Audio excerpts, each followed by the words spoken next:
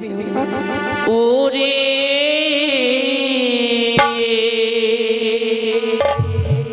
কার ঘরে কালিয়ার চা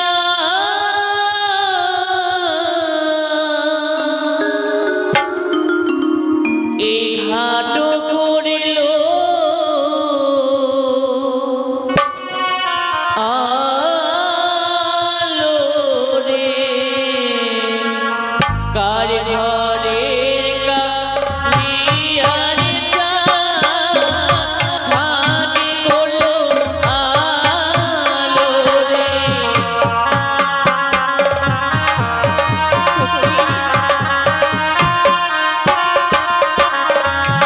এবারে প্রথম ঘাটে দেখি সখী ধান বঞ্চিতা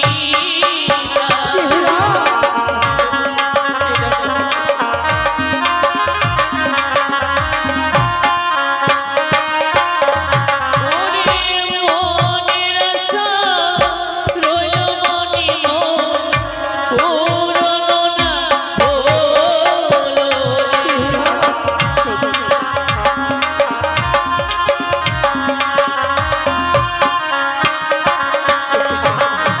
যদি আমি ছয়টি বাড়ির সামনা করতে পারি তবে যে অঙ্ক জ্বালাই আমার মরণ নিশ্চয়। সত্যি বলেছো।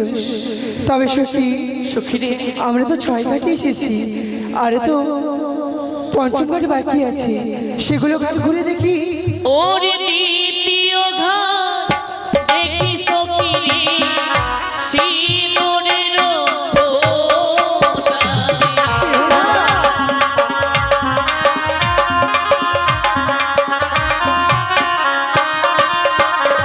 ওরে একে একে পঞ্চম ঘাট মোরা করলো সমানি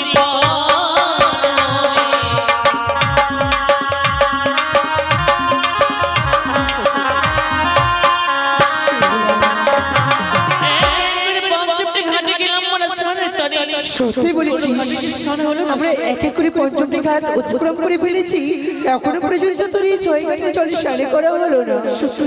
তবে কাদিসটারে বেহুলা এখনো পর্যন্ত আর একটি ঘাটে বাকি রয়েছে, সেই 6 ঘাটে দেখি চান করে ফিরে যাবে ঘরে। তুমি সত্যি বলেছিস? হ্যাঁ এ তো 6 ঘাটের সরোবর, সত্যি। এক এক করে পঞ্চমটি ঘাটে গেছি, হ্যাঁ। কিন্তু একটি ঘাট আমাদের মাত্র বাকি। তবে সেই ঘাটে যাই থাক না কেন, দু নয়ন বন্ধ করে স্নান সেরে আমরা ঘরে ফিরে যাব। বেশ, তবে আর বিলম্ব নেই, চলো।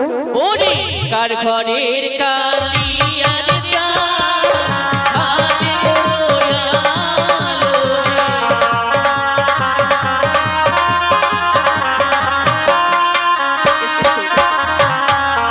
সকলে একসঙ্গে লাম্প জম্পের সঙ্গে জয় নমঃ। তোমার পদজলি করেছে বাবা অঙ্গে, তোমার স্বামী রাখাবে মাতার কাল ভুজঙ্গে।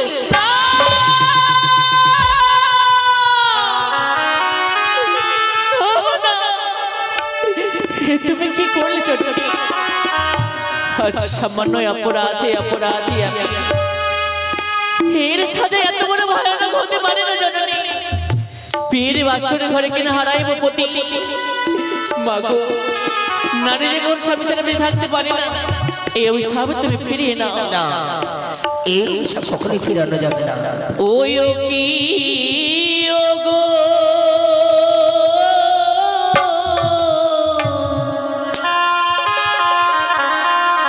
ও মা ব্রাহ্মণী,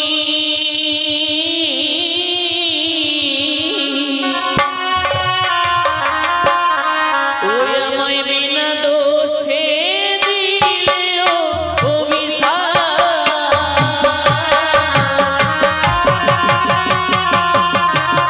সখী রে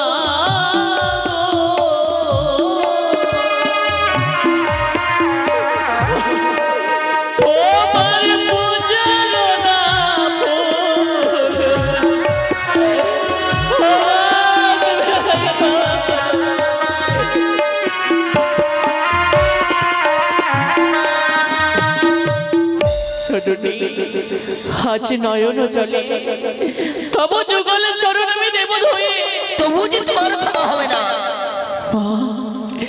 সত্য কি তুমি একে দেবতার দাস?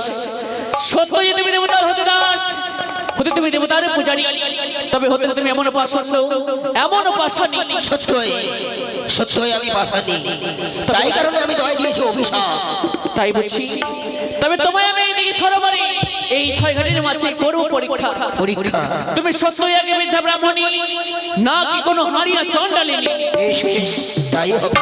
এসো তবে। বেশ। জয় মা মনসা দেবী। সখী বেহুলা, যে দেখো আজ 6 ঘাটের এই জলের তলে আমি কি কি পেয়েছি? এ কি? শঙ্খ সিঁদুর। তাই তো দেখি। দেখাও দেখি। এই দেখো মা, আর হস্তে উঠে যে শঙ্খ সিঁদুর, তাই কিন্তু তুমি সুখী। আমার হস্তে চেয়ে দেখো জীবিত শোল মাছ। সত্যই তবে মৃত এই মৎস্যটি সখী, সখী আজ যদি সত্যি হতো তবে তার হাতে কেন শোল মাছ? তবে শোনো, সত্যই বলেছে সই। তবে যদি সত্যি থাকো এই মরা মাছ, এই জীবিত মাছকে আমি মারবো। যদি ফিরিয়ে দিতে পারো তুমি ভাবো তুমি সত্যি। না, এ কি করলে তুমি? আজ জীবিত মৎস্যটিকে তুমি হত্যা করলে। সখী রে, ফিরিয়ে দাও। বেহুলা রে, তুই সত্যি বলি এই 6 ঘাটের জল থেকে শঙ্খ সিঁদুর উঠেছিস, ব্রাহ্মণী যে শোল মাছকে মেরে ফেললো, সতীর্থের বলে সেই মরা শোল মাছের প্রাণদানে তুই ফিরিয়ে দিতে পারি। সখী রে, হ্যাঁ বেহুলা, আমি জানি না আমি সত্যি কন্যা কিনা, তবে নিত্যদিনে মায়ের চরণে নিয়ে পুষ্পাঞ্জলি জ্বলি। হ্যাঁ আমি যদি পূর্ণ অর্জন করে থাকি তবে সে পূর্ণের ফলে সত্যি আমি সত্যি মায়ের গর্ভে যদি জন্ম নিয়ে থাকি তবে সে মায়ের কৃপায় নিশ্চয়ই ফিরে পাবে এই মৃত মৎস্যটি তার প্রাণ। তুই বলেছিস বেহুলা। তাই তো মা মনসা নামে লয়ে বদনী পবিত্র গঙ্গা জল দিলাম মাথা, দেখি মৃত মৎস্যটি পায় কিনা পানা দান। জয় জয় মা মনসা দেবীর জয়, জয় দেবী বিশ্বহরীর জয়, জয় দেবী পদ্মাবতীর জয়। চেয়ে দেখো এক এক করে তোমার অষ্টম সখী যেন মা যদি ডাকছি। দাঁড়াও, তবে এত সহজে তুমি আমি ছেড়ে দেবো না। তবে মৎস্য মগর খাও বলে তুমি করো সুরাবানি, মৎস্য মগর খাও বলে তুমি করো সুরাবানি। দেশ বিদেশে নাম ছেড়েছ তুমি নাকি বিধবা ব্রাহ্মণী, নয় তো ব্রাহ্মণ তুমি হও চণ্ডালিনী, নয় তো ব্রাহ্মণ তুমি হও চণ্ডালিনী। আপন কর্মদোষে খেয়েছিল যে প্রাণপতি মাগো, তবে আমি সব যদি বার ফল রাত্রিকালে তবে ভিক্ষা না সইবে মম পতি না জিয়াইলে। কে স্থানে কেউ তো নেই। সবাই দর্শন করলাম, এই পথের মধ্যে হেমতাল দোষটা রেখে দিই। বেশ সখী রে, এই অভিশাপের কথা আমরা অষ্টম সখী ছাড়া যেন কেউ না জানতে পারি। এবারে চলো বেহুলা, আজ আমরা অষ্টসখী মিলে এই 6 ঘাটের করে কথা দিলাম যে এই কথা আমরা অষ্টসখী ছাড়া কেউ জানবে না। তবে চলো। তবে চলো।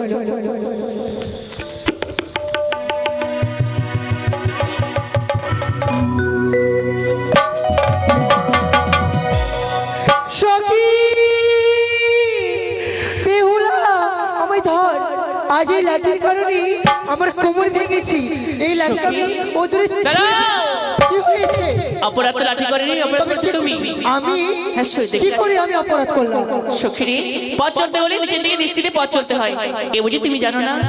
তাই সই এই লাঠিগুলো দেখে মনে হয় পুরুষের হস্তেই লাঠি, তাই সামনে লাঠিগুলো নিয়ে জানো পুরুষকে আমরা অপমান করতে পারি না। তাই তুমি কি করবে? এই লাঠিকে প্রণাম জানিয়ে আবার পথে রতে বেশ, তবে চলো। দাঁড়াও দাঁড়াও দাঁড়াও, তুমি আর কয়েকটা প্রশ্নের উত্তর দিয়ে যাও। নিশ্চয়ই বলুন। তুমি দিয়ে যাও নিজ পরিচয় গো ভালো, কোন ঘরে রাজকন্যা গো।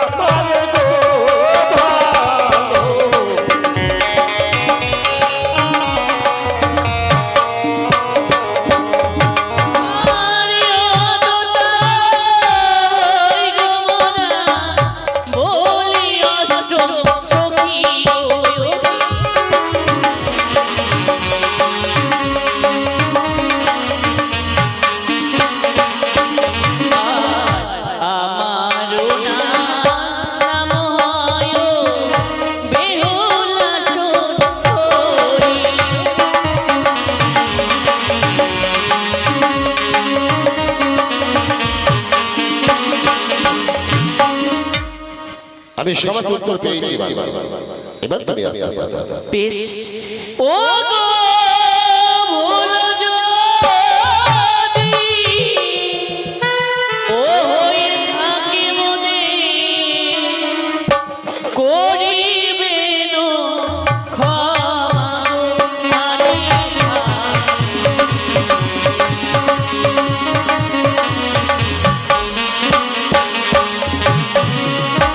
পণ্ডিত মশাই মহারাজ আরে বিলম্ব একেবারে ওই রাজকন্যা যে বাটিতে প্রবেশ করবে সে বাটিতেই চলে গেল বেশ মহারাজ বেশ চলো অতি সত্তরে ছুটে চলো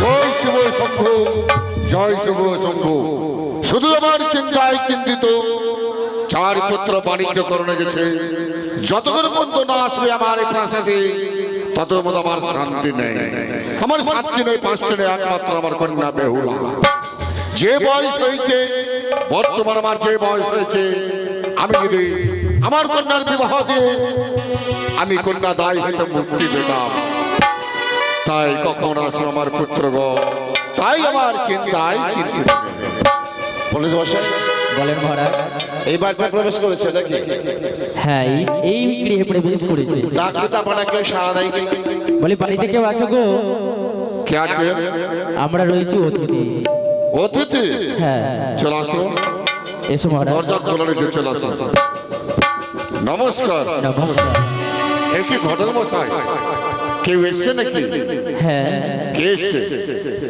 বললাম তো আমরা অতিথি সাথে রয়েছে আমার মহারাজ ও নমস্কার নমস্কার নমস্কার আরে, হঠাৎ বিহাই মশাই বলছেন আমি কিছু বুঝতে পারছি না বেআইকে বেআই বলবো না আরে আমার সাতটিনে পাঁচটা একমাত্র কন্যা আমি তো বিবাহ দিইনি আমি কি করে বিহাই মশাই হবো আপনার সন্তানের বিয়ে দেননি বুঝি আমার সন্তানের বিবাহ দিয়েছি সত্যি তোমার কন্যার সাথে আমার পুত্রের দেব শুভ পরিণয় একই শুনেছি এই সম্পর্কে তোমায় আমি বলেছি বিহাই কিন্তু আমার কন্যা ধরেছে নাবালিকা আমি কি করে বিবাহ দেবো তো মহা চিন্তা কন্যা নাবালিকা কন্যা নাবালিকা হয়েছে তাতে কি হয়েছে আমাদের পুত্র তো নাবালক নাকি হ্যাঁ ওই যে পণ্ডিত মশাই বললেন কি এই বললেন নাবালিকা আর আমাদের পুত্রও নাবালক নাবালিকা তাই নাকি তো নাবালকের সাথে নাবালিকার বিয়ে হবে তাদের ক্ষতি কি বিয়ে যখন তোমার সঙ্গে আমি কথায় কথায় বই বই মশাই বলে ফেলেছি তবে আমার বেনালিকে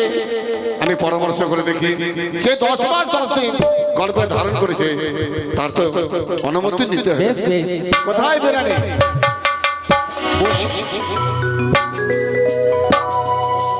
আশীর্বাদ করে দীর্ঘ হোক বেনালি আমি বড় বিপদে পড়েছি হঠাৎ চম্পলা ওদের চাঁদ সদাগর আমার প্রাসাদে এসছে হঠাৎ বলছে বিহাই মশাই আমি বারবার বললাম আমরা আমার তো একটা মেয়ে তো বিয়ে দিদি তাই তো আমাদের সম্পর্কে চাঁদ দাদা হয় তাই তো সত্যি দাদা হয় কিন্তু আমি বারবার বললাম বিয়া এলো দেখো দেখো কি বলছে তুমি বলো আমি বড় বিপদে পড়েছি আমি বললাম নাবালিকা আমার কন্যা বলছে না বিবাহ দেবো আমার পুত্র হচ্ছে নাবালিকা তাই আমি কথা জন দিয়ে দিয়েছি তুমি হচ্ছে নারী জাতি 36 করলাম আমি বিয়ে দেব না তাই তো তারা নাকি সাপ ধরে ধরে খায় তাই নাকি আজ শুনেছি লোক মুখে শুনেছি তার খরচে তারা সাপ ধরে খাও বিয়া বিয়ে দিতে রাজি হচ্ছে না সত্যি বিয়ে হঠাৎ জানার বড় অভাব সাপ খাই না সাপ তাড়ায় ও সাপ তারাই শোনো তুমি হচ্ছে নারী জাতি 36 করলাম ছলে বলে কৌশলে যে করে হোক এই বিয়ে বন্ধ করতে হবে আচ্ছা বুঝি তুমি কলার কথা খুব ভালোই বুঝো কি করে হ্যাঁ আমি তো ভালোই বুঝো তবে শোনো আমরা মানে মেয়ের বাবাকে পণ দিতে হয় আমরা উল্টা চেয়ে নেব তাই নাকি হাজার হাজার টাকা যদি দিতে পারে তবে মেয়ের বিয়ে দেব 10,000 লিখবে তবে শোনো আমার বেনালির কথা হচ্ছে দেশ বিদেশ থেকে আমাদের রাজ্যে যদি বিয়ের সম্বন্ধ নিয়ে আসে তা আমরা পণ নিই হাজার হাজার লক্ষ লক্ষ টাকা পণ দিতে পারে তবে বিবাহ দেব বিয়ান বললো হ্যাঁ বিয়ান বুঝি চেহারাটা দেখাবেন না নাকি এই তো ঠিক আছে দেব নমস্কার বিয়ান নমস্কার বলো বলো বলো বলো কি কি বিয়ার বলেন আমাকে আমি বলো না। অপমান হতে যাচ্ছি। আরে তোমার ভালোবাসা বিয়ে পূরণ না করতে পারে আমি পূরণ করে দেবো। ওরে হাজার হাজার টাকা যদি আচ্ছা আমায় দিতে পারো রে মা, পানি আর সৌদা